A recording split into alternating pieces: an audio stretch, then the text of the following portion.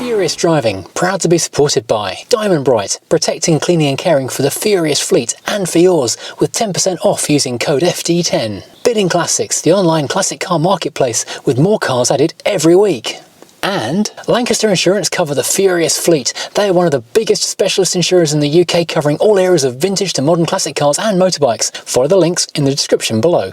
Hello and welcome to Furious Driving, and this is my 1994 Fiat Punto 1.2 75 ELX, a car which the Fiat Club of the UK tells me is the oldest Punto in Great Britain. Built in March 1994, registered a couple months later in May 1994. And it's quite a fun little thing. It's a real time warp, bit of reminiscence and nostalgia, having had a couple of these back in the 90s ourselves. So it's really quite fun to have this on. The fleet is totally different from everything else that I own. So the big engined, big saloons, the hot hatches, that kind of thing. It's a breath of fresh air. It's really quite fun. But today I'm going to start going through the little things that just need sorting out in this car, because it's been part of a large car collection, a lot of Fiats. It's not been neglected, but there's a few little things that just need sorting out. And also I want to go through and see if it needs anything else doing to it as well, just to keep it safe for the long term. So we'll start off with the big things. Come with me.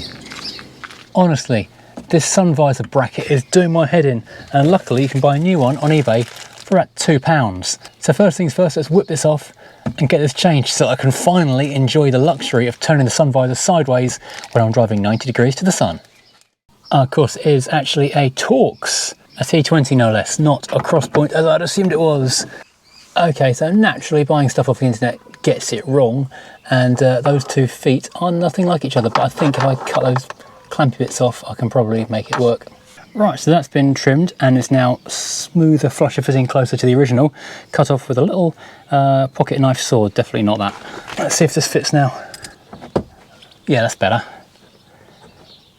That's going to get a 1-star review on eBay. Wow, it almost fits. That is nowhere near as nice as the original, but my God, it doesn't come undone again. Okay, well, it'll do for now. Next time I go down to the Panda Cave, I'll see if Vernon has got any from a broken Punto I can rob.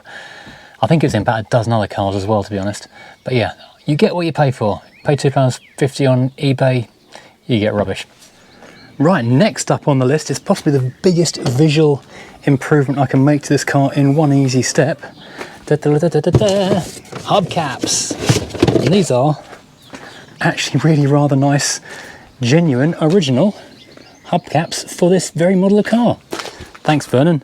These are brilliant. So what I was planning on doing was to give all these old ones like a sand down, undercoat, retch prime, you know, paint them silver. But that's going to take a while. And I had noticed that the passenger one is actually a bit mangled. So luckily, I had a phone call from a friend who had 4 rather nice ones. So I'll whip these off, and while I'm under there, I'll have a bit of an explore to see what kind of condition the underside of the car is. Okay, these are the bolt-through type hubcaps, so you can't lose them, which is quite nice. So you need to jack the car up, or at least support it, and I'm going to take the wheel up anyway to have a look at the brakes and things. Looks like someone has been under here previously and either not used one of the flat jack adapters, or just done it in the wrong place and completely destroyed that pinch weld. So at some point we'll have to try and look at that. But at least I can now jack it up properly and not destroy the pinch weld with that adapter, which is a Draper thing. Actually quite a strong smell of petrol under here.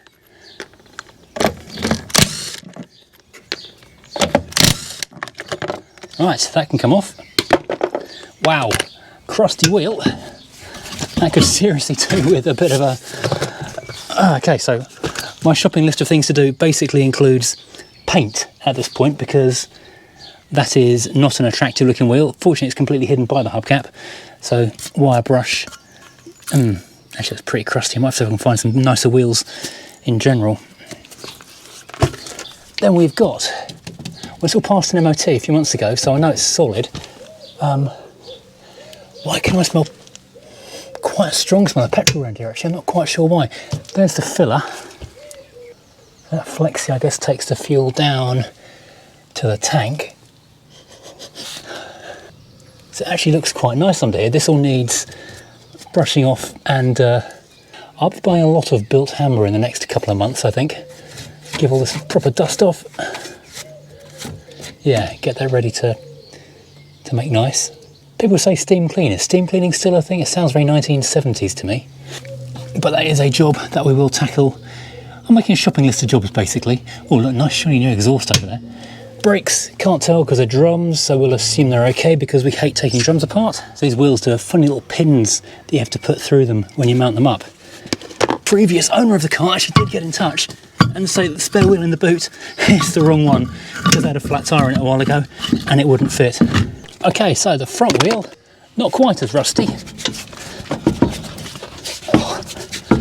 But they are, oh god, well and truly wedged on there.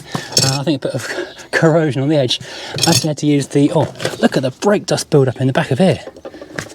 That's nasty. Brake dust and rust.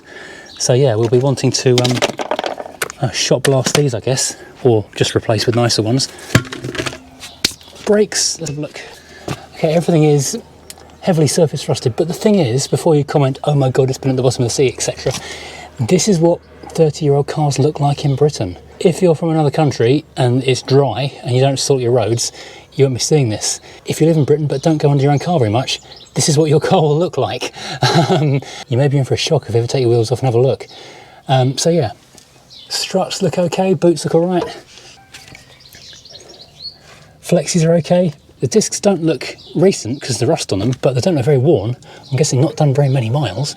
The pads are huge, so that's all good. These track rod ends, well, the rubber parts look okay, but the metal part looks like it's been living under the sea for a while. Again, lots more built hamber is going to have to be liberally distributed across the bottom of this thing. I reckon those are the original shocks underneath there. So I'm guessing because of mild corrosion, I'm having to use the bolts to clamp the wheel back onto the hub. And this is hubcap number 2, or wheel trim if you prefer. I always call them hubcaps because everyone on the planet does. It's like saying hoover when you're doing the hoovering. I know it's not the correct term, but it's the term everyone uses, so I'm happy to use it. Now I'm going to have to go and figure out, what the torque setting is for these, because if I just welly them up tight, it's going to ruin the hubcaps. I figured there'd be some kind of rotating collar on these nuts, so you could tighten them up really tight without knackering the plastic, but there is not. So I'm guessing there's a specific torque setting for this. Okay, wheel number 3, and again, this rear wheel looks really quite nasty, and unlike the front wheel, which was nasty but not as nasty, they've got new tyres on. They're not a great brand, but as I say in a previous video, it's not a fast car. It's not really going to be pushing the limits of handling. So let's have a look under this one. So again, this is actually quite nice. Not quite as crunchy as the other side, but definitely in need of a fair amount of built hamber rust prevention stuff. So I'm looking and talking at the same time. Again, drum brakes, I'm not going to even look at them, as they work pretty well and they passed an MOT a few months ago. I'm going to assume they're all fine. It looks like it's had a brake pipe at some point because it's held on with a cable tie.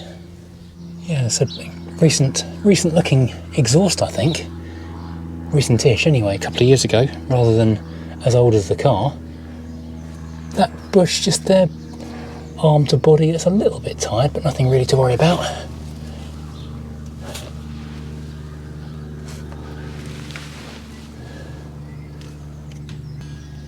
You're exploring with me. This actually does look okay. In terms of driving, only two things that have found any kind of concern for me are the smell of petrol, which I mentioned on the other side. So it must be a loose clip or something. We'll maybe get that on Go Italia's ramp next week and see if they can have a look at it. When I do a hard left turn, there's a clonking sound. I don't think that's anything in the boot, but I will empty the boot and just check that, because it might be, before I get too involved in looking at the suspension. But yeah, it looks all quite good. I'm quite pleased with that. But as I say, all just needs cleaning and rust proofing. While we've got the car up in the air, I think we can look and see it's more of the same around the back and the middle of the car. There is surface rust in a lot of areas, but nothing is actually visible in terms of corrosion through the car itself. Sliding undershot. This is the floor pan of the boot. Rear suspension. It's a clean little car. Well, the last one, once again, pretty thick with brake dust, so looking kind of manky, but let's have a look what's underneath it. I'm amazed that the tyre fitters didn't bother to actually clean that. when they were mounting the tyres on that, because that is disgusting. Okay, so once again, we have got, oh, surface rust on the end of the gearbox. A rusty gearbox, wow, that's a new one on me. Yeah, surface rust on the brakes, good brake discs, decent brake pads, shocks look all right. Same again on the, yuck, tyre end, looking tired, but the rubber bits look all right. The bushes and the CV boots all good. Yeah, lots of rust preventing paint needed pretty urgently. Well, it's nice and warm in the summertimey. Well, that's good then. Reassuring. Let's look underneath the car while it's up in the air, because the sills and the floor pans are what go on these, and these actually do look pretty good, which is a major relief. Mark-on Puntos are renowned for just rotting where you can't see them under the floor pans. So I think we're onto something of a winner with this car as far as that's concerned. So I did just run a wire brush over that and lost about 1 kilo of unsprung weight by brushing some of the brake dust and surface rust off this wheel. But yeah, I think rather than clean these, I might actually just go and hunt out maybe a new old stock of rims for this thing. Be a nice thing to do. This is the last of the new old stock, they just used, hubcaps. It has got a little chip taken out of it, but it's not very serious, and you probably won't even notice it if I hadn't told you about it. And it's going to look 1,000 times better on the car than the knackered old ones, which someone has suggested, someone in the past had used the old kind of acid type wheel cleaner on it. Back in the old days, before people realised what they were doing, they were using some brick cleaner and acid and stuff to clean alloy wheels, and it's horrible stuff, just destroys everything. So there we go, that is about the biggest visual difference you can make to a car with the smallest amount of effort, and relatively inexpensive as well. From obviously from a broken car, I guess. Yeah, it makes a massive difference. 16 bolts, 20 minutes with a spanner and a jack, and a ratchet wrench and a torque wrench, obviously tighten it all up. I think 90 to 98 Newton meters of torque is the best I could find on the internet. Massively better, much better. Car looks much more loved now for the sake of a couple of hubcaps, or wheel trims if you're going to be pedantic, which I know you are. Question is now what do I do with the old ones, because they are ratty as anything. I don't want to keep them, but I don't want to throw them away. Maybe I could sign these and stick a Furious Driving sticker on them and do a giveaway with members and Patreons. Members and Patreons, check your messages. I'll do a giveaway with them at some point in the near future. Now, moving on to the oilier bits, we've got some 1040, we've got ourselves a filter. I have also got a timing belt, seeing how brave I'm feeling or not. It's also feeling very warm at the moment, so I might not feel quite that brave at the moment, but oil and filter are definitely on the cards immediately. Well, I was going to continue this video with a swift oil and filter change, and then maybe even get brave and do the timing belt. Now, 3 things have happened. First of all, it's got insanely hot again. It's pushing 30 degrees once again. So any excuse not to be out here in the heat is one thing. Secondly, on the oil change, this uses a Allen key type style of 6-sided hex screw bolt, whatever you want to call it, for the oil sump. And I've not got one big enough. I think it's a 12mm, which is quite chunky. I'm kind of thinking I must have one, because I'm sure the 145 will use something similar, but I cannot find anything to take the oil drain out, so good excuse to leave that for the moment.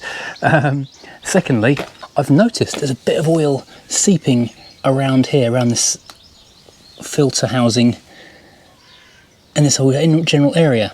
And so the next thing we're going to be doing with this car is taking this up to Go Italia, friend of the channel Go Italia, where Jamie, who runs that place, he actually apprenticed on these cars at a Fiat main dealer. He was PDIing 1994 Puntos when they first arrived, so he knows these cars better than anyone really. So I've asked him if he can put this on the ramp and go over it, not just with my optimistic eye, but with a professional eye, and look at what we need to do and if there's anything we need to worry about. So we'll leave that for the moment. Incidentally, if you're wondering whether I was going to change the water pump or not, the answer is no, because as far as I can tell, unless that's water that's gushing down the side of the engine block rather than oil, this is all fine, and bleeding the cooling system is apparently a bit of a nightmare, so happy to leave it alone until it actually needs to be done, or it's done a couple more years anyway.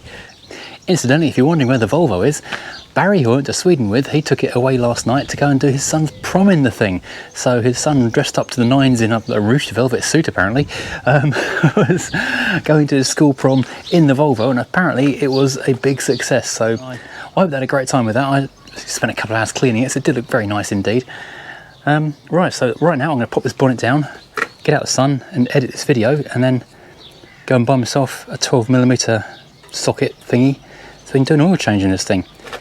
But meantime though, this car has improved dramatically through the addition of, well, very simple change indeed. Thank you, Vernon, for that. As always, like, subscribe, head over to furiousdriving.co.uk where there is merchandise available, and if you hit the Amazon link in the description below, all the tools and many more that are used in the making of these videos are available. And if you hit the buy button on anything on Amazon after clicking in on that link, we get a little bit of kickback, which helps keep the channel going so we can afford to go and buy stuff like filters and cam belts, which is obviously a major expense on the channel. Right, thank you for watching, I'll see you again very soon. Furious Driving, proud to be supported by Diamond Bright, protecting, cleaning and caring for the furious fleet and for yours with 10% off using code FD10. Bidding Classics, the online classic car marketplace with more cars added every week. And Lancaster Insurance cover the furious fleet. They are one of the biggest specialist insurers in the UK, covering all areas of vintage to modern classic cars and motorbikes. Follow the links in the description below.